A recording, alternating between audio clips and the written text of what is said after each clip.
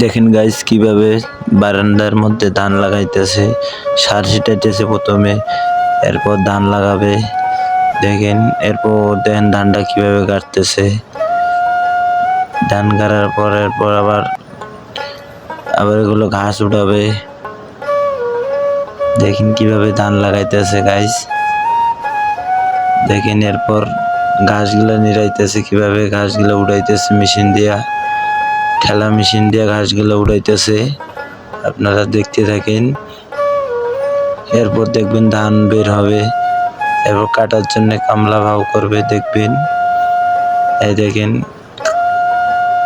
কামলা নিচে আবার ভুঁই ঘাস উঠানোর জন্য। কত সুন্দর বুদ্ধি দেখছেন, বাড়ির ভিতরে বারান্দার মধ্যে কত সুন্দর বুদ্ধি করছে। দেখেন ধান কাটার জন্য লোক নিয়ে আইছে, ধান কাটবো। এবার লোক দিয়ে ধান কাটাবে। এখন কত সুন্দর করে ধান কাটাবে, যে ধান কাটা শুরু করছে। বারান্দার মধ্যে ধান লাগাইছিল, কত সুন্দর বুদ্ধি। দেখেন ধান কি